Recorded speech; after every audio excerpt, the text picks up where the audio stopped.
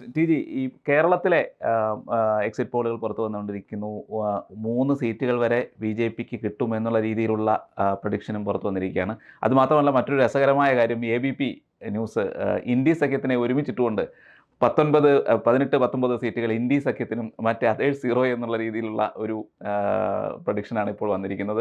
അതെനിക്ക് തോന്നുന്നു മറ്റ് മാധ്യമങ്ങളിലേക്ക് എത്തിയപ്പോൾ എൽ.ഡി.എഫിന് സീറ്റൊന്നുമില്ല എന്നുള്ള രീതിയിലും അത് പറയപ്പെടുന്നുണ്ട്. പക്ഷേ യഥാർത്ഥത്തിൽ എൽ.ഡി.എഫിനെയും യു.ഡി.എഫിനെയും ഒരുമിച്ച് ഇന്ത്യ സഖ്യം എന്നുള്ള രീതിയിലാണ് എ.ബി.പി ഇട്ടിരിക്കുന്നത്. ഇങ്ങനെ വളരെ രസകരമായ രീതിയിലാണ് എക്സിറ്റ് പോളുകൾ മുന്നേറിക്കൊണ്ടിരിക്കുന്നത്. എന്താണ് ഈ ഒരു സാഹചര്യത്തിൽ പറയാനുള്ളത്? എ ബി പിയുടെ സത്യസന്ധതയെ നമ്മൾ മാനിക്കണം. വാസ്തവത്തിൽ അതാണല്ലോ. ഇവർ ലോക്സഭയിൽ ചെന്ന് കഴിഞ്ഞാൽ ഇവർ ഒരുമിച്ചല്ലേ ഇരിക്കാൻ പോകുന്നത്, ഒരുമിച്ചാണ് വോട്ട് ചെയ്യാൻ പോകുന്നത്, ഒരുമിച്ചാണ് കച്ചറ ഉണ്ടാക്കാൻ പോകുന്നത്, അലമ്പുണ്ടാക്കാൻ പോകുന്നത്, ഒക്കെ ഒരുമിച്ചാണ്. അപ്പോൾ സ്വാഭാവികമായിട്ട് ഇന്ത്യ മുന്നണി ആയതുകൊണ്ട് അവർ ഇന്ത്യ മുന്നണി 19 അല്ലെങ്കിൽ 17 ആയിട്ട് കൊടുത്തു. ബി.ജെ.പിക്ക് 1 മുതൽ 3 സീറ്റ് വരെ കൊടുത്തു. സത്യസന്ധമായ ഒരു കാഴ്ചപ്പാടാണ് അവരുടെ ഈ സർവേയിൽ അവരെടുത്ത നിലപാടുണ്ടല്ലോ ഇന്ത്യ മുന്നണിയുടെ കാര്യത്തിൽ. അതാണ് ശരി, അതാണ് സത്യം. ബാക്കി ഈ നാട്ടുകാരെ കാണിക്കാനാണല്ലോ ഇവർ അങ്ങോട്ടും ഇങ്ങോട്ടും ഒക്കെ പിടിക്കുന്നതൊക്കെ നമ്മളെ വിഡ്ഢികളാക്കാൻ വേണ്ടിയിട്ടാണ്. എ.ബി.പി അതിൽ പെട്ടില്ല. എ.ബി.പി വ്യക്തമായിട്ട് തന്നെ കാര്യങ്ങൾ പറഞ്ഞു. ബട്ട് ഓവറോൾ എനിക്ക് തോന്നുന്നത് പ്രതീക്ഷിച്ച നല്ല വിജയം തന്നെയാണ് എൻ.ഡി.എക്ക്. കാരണം ഞാൻ കണ്ടതിൽ 371 മാക്സിമം എൻ.ഡി.എക്ക്. ഏതോ ഒരു ഏജൻസി, ഒരുപാട് ഏജൻസികൾ പാരലായിട്ട് ഇങ്ങനെ ഫിഗേഴ്സ് പുറത്തു വിടുന്നു. അപ്പോൾ 371 ഞാൻ കണ്ട ഏറ്റവും വലിയ ഫിഗർ. 370 അതായിരുന്നു പാർലമെൻറ്റിൽ നരേന്ദ്രമോദി കൊടുത്ത മുദ്രാവാക്യം.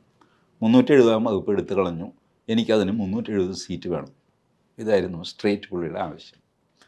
അപ്പോൾ അതും പിന്നെ അലൈസും ചേർന്ന് കഴിയുമ്പോൾ അബ് കി ബാർ 400 പാർ ഇത് വരുമെന്ന് വിചാരിച്ചു. അപ്പം 400 പാർ ഇപ്പോൾ ആയിട്ടില്ല, 371 നിൽക്കുന്നു. ബട്ട് 371 തന്നെ വലിയൊരു ഫിഗറാണ്, അഭിനന്ദനാർഹമായ ഫിഗറാണ്. എൻ.ഡി.എ അത് അർഹിക്കുന്നുമുണ്ട്. എൻ.ഡി.എ അധികാരത്തിൽ വരേണ്ടത് ഭാരതത്തിൻ്റെ ഒരു സിവിലൈസേഷണൽ റിക്വയർമെൻറ്റാണ്. നമ്മുടെ നാഗരികതയുടെ ഒരു പ്രശ്നമാണ്, നമ്മുടെ നിലനിൽപ്പിൻ്റെ പ്രശ്നമാണ്. ഈ പറഞ്ഞ ആൾക്കാരൊക്കെ പ്രചരിപ്പിക്കുന്നില്ലേ, ഭരണഘടന നിലനിൽക്കണമെങ്കിൽ, ജനാധിപത്യം നിലനിൽക്കണമെങ്കിൽ എങ്കിൽ നരേന്ദ്രമോദി വന്നേ പറ്റുള്ളൂ. ഇവരുടെ കയ്യിൽ ജനാധിപത്യം ഉണ്ടാവില്ല. നമ്മൾ എത്രയോ തവണ കണ്ടതാണ്. ഈ അടിയന്തരാവസ്ഥ പ്രഖ്യാപിച്ച നാട്ടുകാരെ മുഴുവൻ ജയിലിലിട്ട ആൾക്കാരാണ് കോൺഗ്രസ്. ജനാധിപത്യത്തിലേ വിശ്വാസമില്ലാതെ ഒരു അടവായിട്ട്, തന്ത്രമായിട്ട് തൽക്കാലം നമുക്ക് ജനാധിപത്യം വഴി അധികാരത്തിൽ വരാം, വന്നു കഴിഞ്ഞാൽ ഏകാധിപത്യമാക്കുക. ഇതാണ് കമ്മ്യൂണിസ്റ്റ് പാർട്ടി. ബ്രോഡ്ലി ഇങ്ങനെയാണ്. അതിൽ കമ്മ്യൂണിസ്റ്റ് പാർട്ടികൾ പലതരമൊക്കെ ഉണ്ട്, കോൺഗ്രസും പലതരമൊക്കെ ഉണ്ട്. എന്നാലും ബ്രോഡ്ലി ഇവരുടെ ഐഡിയ ഇതാണ്. ഇപ്പം ഇങ്ങനെയുള്ള ആൾക്കാരുടെ കയ്യിൽ എങ്ങനെ ജനാധിപത്യം ഭദ്രമായിട്ടിരിക്കും എനിക്ക് മനസ്സിലായിട്ടില്ല. വെറുതെ പറയുക മോദി വന്നിട്ട് ഭരണഘടന വലിച്ചു കയറും. ശരി, വലിച്ചു കയറിയാൽ നിങ്ങൾക്ക് വേറൊരു ഭരണഘടന ബുക്ക് സ്റ്റോളിൽ നിന്ന് വാങ്ങാവുന്നേ ഉള്ളൂ. What is so big about that? ഇതുപോലത്തെ മണ്ടത്തരങ്ങളൊക്കെ പറഞ്ഞുകൊണ്ട് നടക്കുക, ഭരണഘടന കീറിക്കളയും കത്തിച്ച് കളയും ഒക്കെ. അതൊക്കെ വെറും സില്ലി ആർഗ്യുമെൻറ്റ്സ് ആണ്. ബട്ട് ഭാരതത്തിൻ്റെ തനിമ വീണ്ടെടുക്കാനായിട്ട് മോദി വീണ്ടും വരേണ്ട ആവശ്യമുണ്ട്. അപ്പോൾ ഇതിൻ്റെ കാര്യം എന്താണെന്ന് വെച്ചാൽ, നമ്മളുടെ അസ്തിത്വത്തിൽ നിന്ന് ഒരുപാട് ദൂരം സഞ്ചരിച്ചു.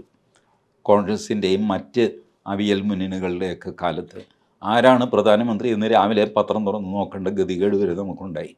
അത്ര ഫാസ്റ്റായിട്ട് പ്രധാനമന്ത്രിമാർ ചേഞ്ച് ചെയ്തുകൊണ്ടിരുന്നു. അത് കഴിഞ്ഞ് പിന്നെ കോയലിഷൻ ആണെങ്കിലും വാജ്പേയി അധികാരത്തിൽ വന്നു. വാജ്പേയിയുടെ കോയലിഷൻ പോയി, വീണ്ടും കോൺഗ്രസ് 10 കൊല്ലം തുടർച്ചയായിട്ട് ഭരിച്ചു. അത് കഴിഞ്ഞാണ് നരേന്ദ്രമോദിയുടെ വരവ്.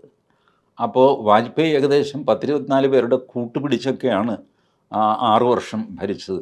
5 വർഷം പ്ലസ് അതിന് മുമ്പുണ്ടായിരുന്ന 1 വർഷം, അത് കണ്ടിന്യൂസ് ആയിട്ട് നോക്കുമ്പോൾ 6 വർഷം. ഈ 6 വർഷം ഒരുപാട് കെട്ടുപാടുകളിൽ പെട്ടിട്ട് വാജ്പേയിക്ക് പലപ്പോഴും ഒരു തീരുമാനം എടുക്കാൻ ബുദ്ധിമുട്ടേണ്ടി വന്നു. എന്നിട്ട് പോലും നമ്മുടെ പൊക്രാൻ 2 അത് വാജ്പേയി എടുത്ത തീരുമാനമായിരുന്നു. എല്ലാവരും അമ്പരപ്പിച്ചുകൊണ്ട് ലോക ജനത ഞെട്ടിപ്പോയ ഒരു സംഭവമായിരുന്നു പൊക്രാൻ 2. അതിനുശേഷം 10 വർഷം വീണ്ടും കോൺഗ്രസിൻ്റെ കയ്യിൽ പോയി, വീണ്ടും അത് തിരിച്ചു പിടിച്ചു. ഇനി കൊടുക്കില്ല എന്നുള്ള മൂഡിലാണ് ഇന്ത്യൻ ജനത നിൽക്കുന്നത്. ബി.ജെ.പിക്ക് അധികാരം വേണ്ട എന്ന് പറഞ്ഞു കഴിഞ്ഞാൽ ആ വേണ്ടാന്ന് പറഞ്ഞ ആളിനെ മാറ്റിയിട്ട് വേറെ ആളിനെ വെച്ച് ഞങ്ങൾ BJPക്ക് വോട്ട് ചെയ്യാൻ പോവാണ് എന്ന് പറയും.